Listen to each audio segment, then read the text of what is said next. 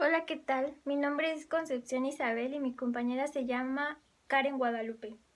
Nosotras somos estudiantes de la licenciatura en Enfermería y Obstetricia de la Universidad de Guanajuato. Estamos en este momento cursando el segundo rol de nuestra práctica en primer nivel de atención de Enfermería Gineco-Obstétrica. En esta ocasión les voy a hablar acerca de la toxoplasmosis en el embarazo. Bueno, ¿qué es la toxoplasmosis? La toxoplasmosis es una enfermedad que es adquirida por un parásito. El parásito es como esta imagen, es el Toxoplasma gondii. Este parásito tiende a vivir en estas dos circunstancias. Una de ellas es la carne cruda.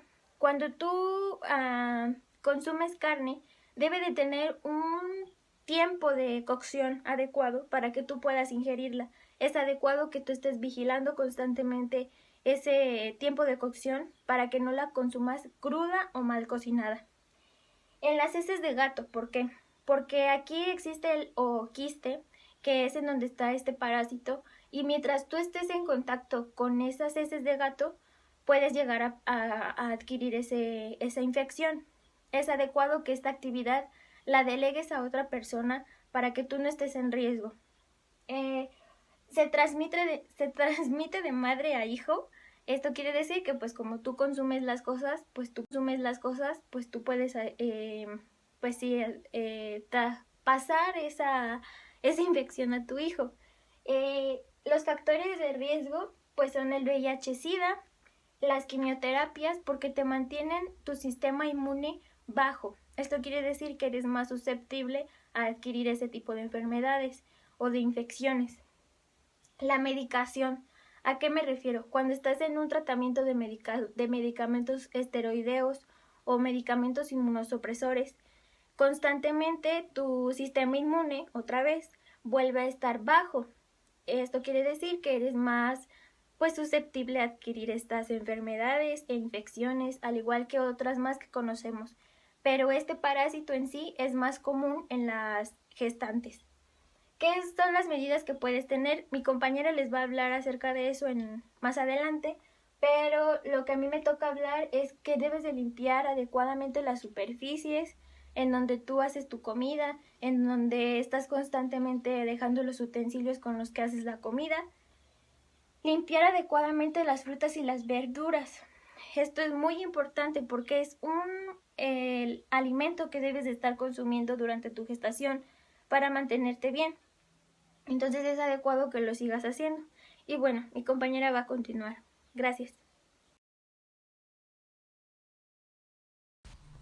Si perteneces a alguno de los siguientes grupos, presentas más riesgo de sufrir problemas de salud graves si contraes toxoplasmosis, si hay pacientes con síndrome de inmunodeficiencia adquirida, esto porque hay una infección reciente o una infección antigua que se ha reactivado, los pacientes con cáncer, esto por el tratamiento con la quimioterapia. La quimioterapia va a afectar el sistema inmunitario, lo que va a impedir que el cuerpo se defienda, incluso de las infecciones menores. O los pacientes que se les realizó un trasplante. Esto por los medicamentos inmunosupresores.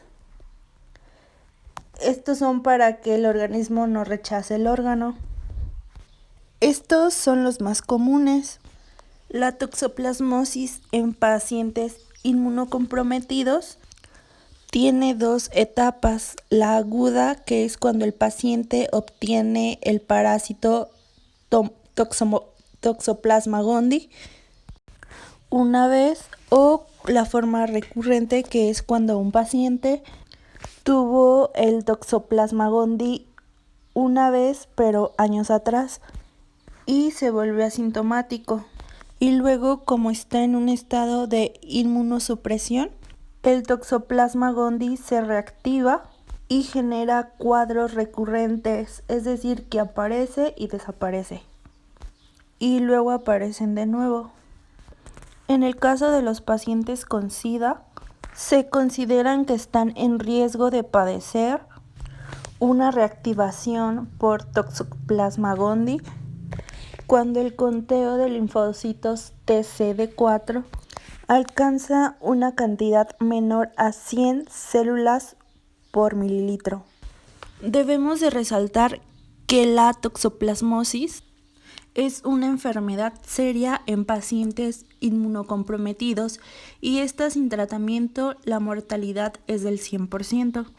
La toxoplasmosis se caracteriza por presentar encefalitis, la inflamación de la masa cefálica, del cerebro, neumonitis y miocarditis, inflamación del corazón.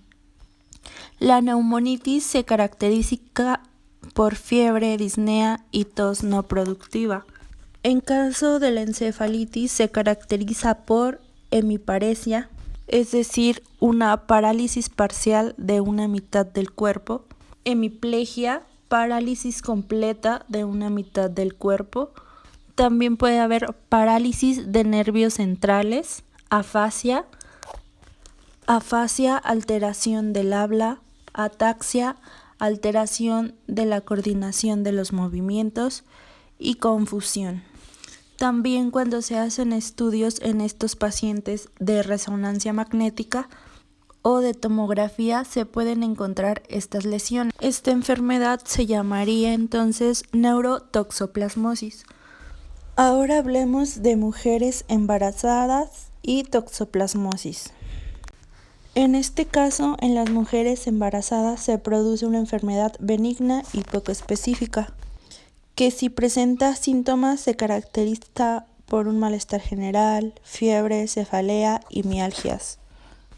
Ahora, cuando la mujer embarazada adquiere el parásito Toxoplasma gondii por primera vez, durante el embarazo, aparte de presentar estos síntomas, también puede haber una transmisión a través de la placenta y es cuando se produce la toxoplasmosis congénita.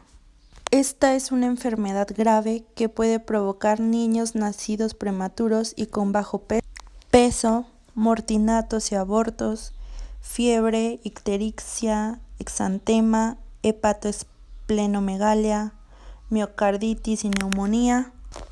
También con el tiempo pueden aparecer alteraciones como pérdida progresiva de la visión o retraso psicomotor.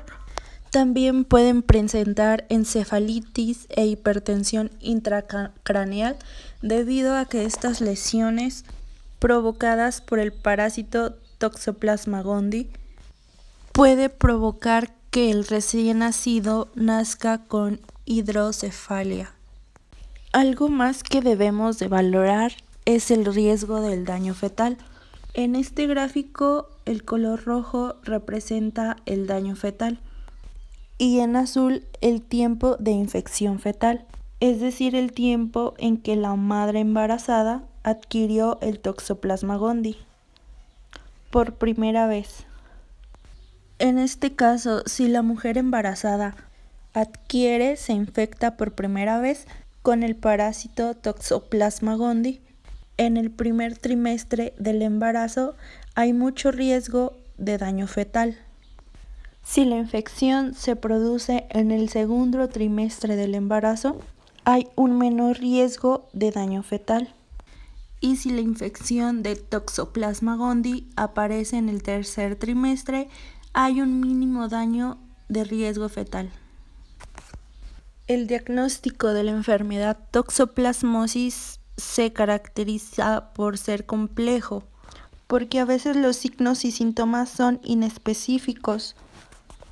Tenemos PCR, que básicamente se basa en la detección del ADN, en líquido amniótico, humor acuoso, sangre, líquido cefalorraquídeo.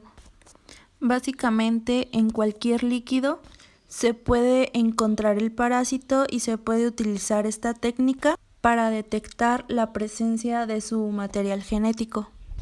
También tenemos los métodos serológicos. Estos métodos se basan en la detección de anticuerpos detectan IgM e IgG, que es la inmunoglobulina M e inmunoglobulina G. La IgM se ve generalmente elevada, su concentración alcanza al máximo cuando el paciente tuvo una infección reciente, los primeros meses, y la IgG alcanza su concentración máxima en el suero de la sangre cuando la infección es crónica o que ha pasado en los últimos años porque alcanza su concentración máxima. También podemos hacer biopsias, que estas básicamente se basan en la identificación del parásito Toxoplasma gondii en una muestra de un tejido. Esta puede ser de una biopsia cerebral o de líquido cefalorraquídeo, también en ganglios linfáticos y en la médula ósea. Y finalmente tendremos otros métodos que se pueden utilizar para el diagnóstico de Toxoplasma gondii.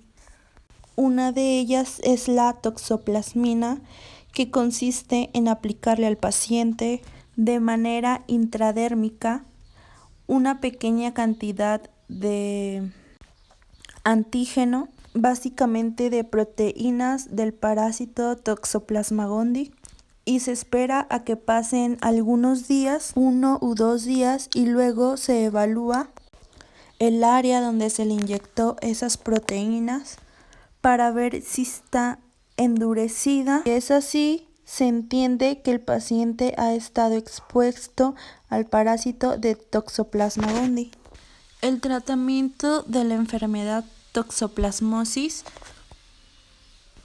El tratamiento en pacientes inmunocompetentes que no presentan síntomas es básicamente ninguno. Ellos no requieren tratamiento porque no presentan síntomas. Si hablamos de pacientes que sí requieren síntomas y que a la vez son inmunocomprometidos, ellos sí requieren tratamiento. El tratamiento es una combinación de pirimetamina y sulfadiazina.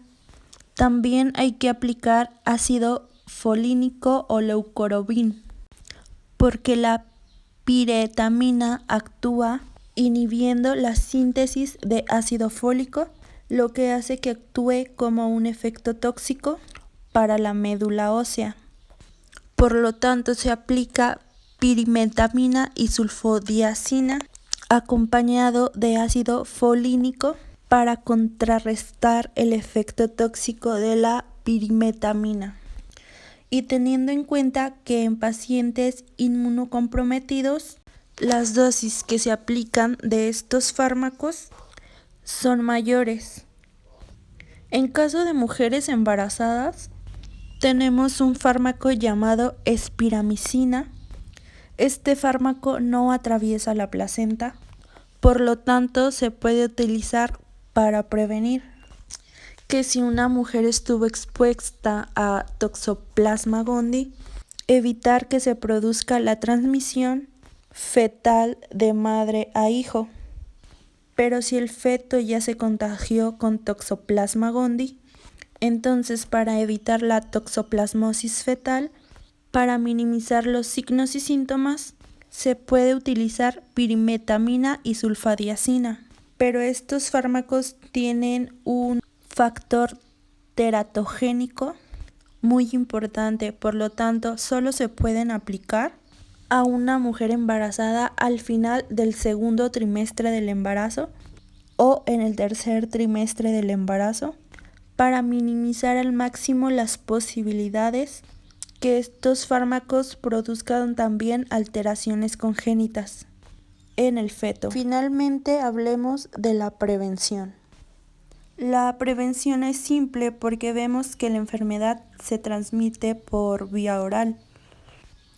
Cocina tus carnes a temperatura segura. No solamente te guíes en el color, sino que también se recomienda la utilización de termómetros de cocina para comprobar que las carnes alcancen una temperatura de 60 a 70 grados Celsius. También lava bien tus frutas y verduras para evitar que se hayan contaminado con oquistes del Toxoplasma gondii. Por otro lado, no comer almejas crudas, porque estos también se pueden haber contaminado de Toxoplasma gondii. Y si tomas leche, asegurarse de que esté pasteurizada, al igual que el agua sea potable, porque también puede estar contaminada de Toxoplasma gondii. De esta manera evitamos la toxoplasmosis. En caso de que tengas un gato, puedes tomar las siguientes pautas. Alimenta a tu gato con comida comercial, enlatada o seca, porque una forma en que los gatos se pueden infectar de toxoplasmosis es cuando ellos la adquieren del ambiente, cuando comen animales como roedores y estos están infectados del parásito Toxoplasma gondii. Entonces, la vía de transmisión de animales humanos es mediante las heces fecales. Y si vas a manejar las heces o arena donde se encuentra tu gato, utiliza guantes y después de esto lávate las manos para que de ninguna manera los oquistes puedan llegar a tu boca. Y finalmente limpia la caja de arena, limpia las heces de tu gato todos los días. Si la persona está embarazada o está comprometida, se le debe de pedir a otra persona que realice la limpieza de las heces del gato. Pero si no tienes a otra persona quien te ayude, pues se utilizan los guantes y se lavan las manos para prevenir la infección. Y es muy importante realizar el aseo todos los días, porque los oquistes se activan de 1 a 5 días. Entonces, si limpias las heces de tu gato todos los días, no vas a dar tiempo a que los oquistes se activen. Y de esa manera las heces fecales no van a ser infecciosas. Y esto sería todo por el video de la enfermedad de toxoplasmosis en el embarazo. Gracias por su atención.